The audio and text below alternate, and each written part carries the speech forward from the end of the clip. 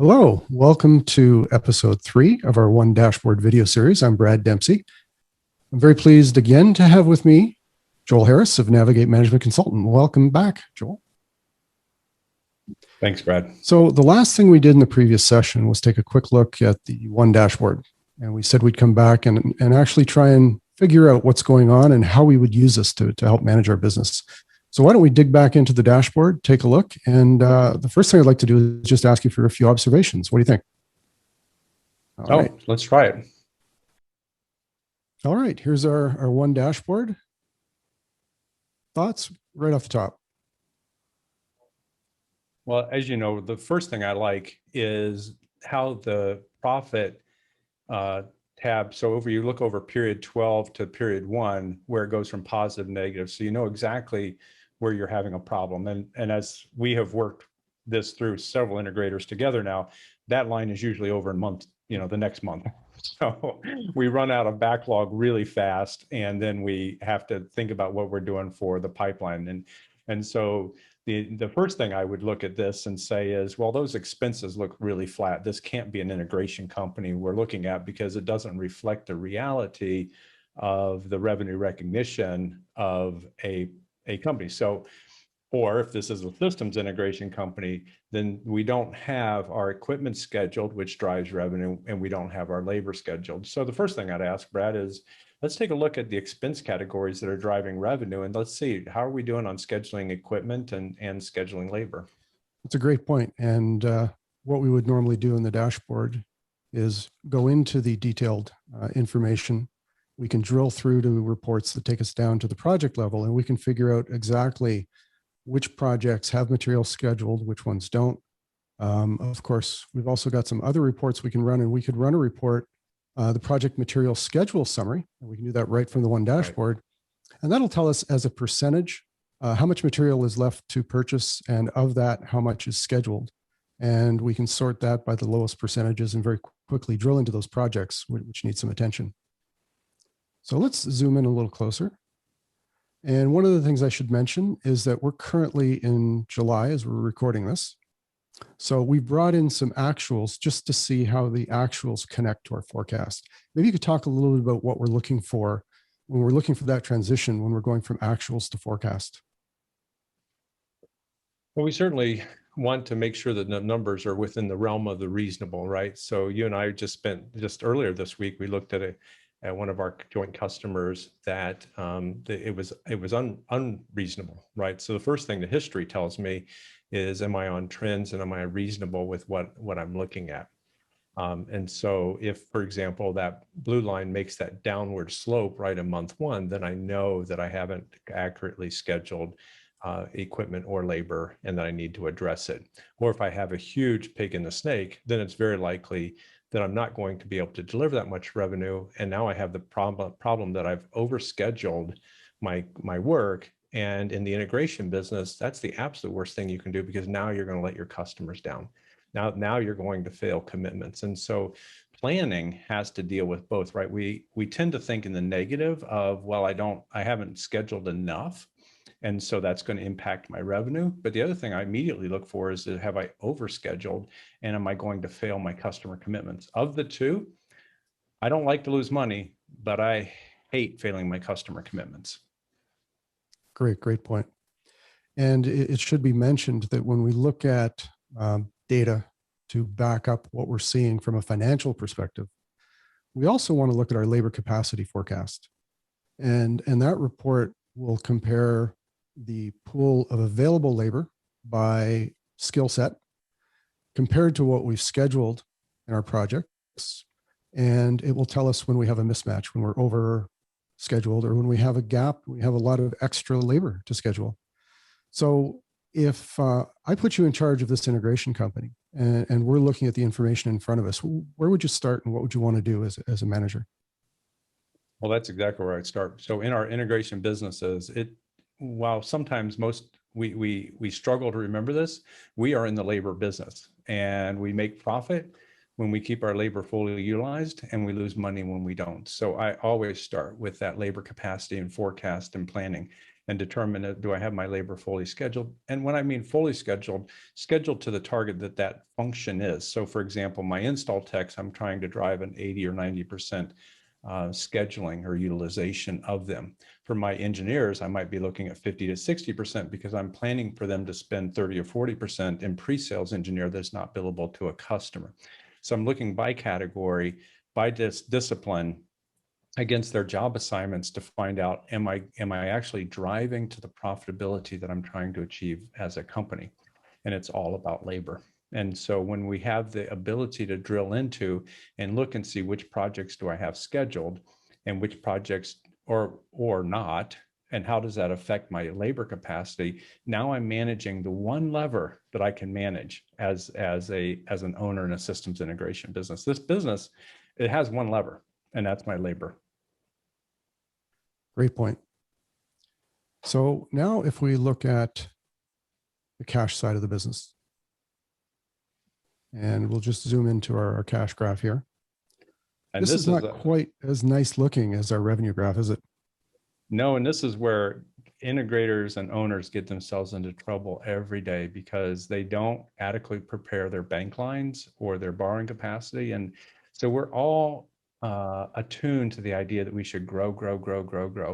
But what happens when we no longer have the cash to fund the next cycle of projects because we've consumed it up by buying inventory too early, by letting our customers stretch us on payments, whatever the cause is? And so this graph, while most of us manage to the business, to the P&L, all of us only have the business we have that we can fund to do. So this graph where we have that big dip in our cash balances from July to August is something that we have to then pay attention to and figure out why is that happening.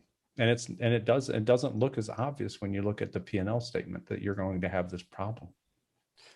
No, I mean, this was a profitable month on the P&L. It's right. One that we would think we're going to do well, but one of two things is happening, or a combination of both. And that is we're not generating enough invoicing previous to this within the collection period that we would normally get our cash, or we have some unusual significant expenses planned in that month. But we have time to do something about it now. And that's the whole point of all of this is planning for success and working that plan. That's right. It could be that we've scheduled to buy a bunch of equipment that isn't going to be shipped until 2 or 3 months from now. So maybe we should defer our spending on that equipment. Or we have, like you said, we've created big purchases of other types of capital goods or any other project that we've decided to take on, or we simply aren't collecting. Right. And of course, as we talk to a lot of integrators about, one of the things you always want to look at is the way you invoice on your projects and the types of terms that you set up. It's interesting that this whole concept of deposits or prepayments or payment schedules, or sometimes it's like a 40-40-20, 40% down, 40% at a milestone, 20% at completion. A lot of integrators look at that as a all or nothing type of proposition. My customers won't let me charge a deposit. But if I can get 20% of my customers to pay a deposit, or 30%, that's just a net improvement in cash flow at really no cost. So I think it's very important that integrators explore all of those possibilities. And this is a place where you're going to see that improvement right away. As you start to book those projects and lay out those invoicing tasks, you're going to see this kind of graph improve immediately.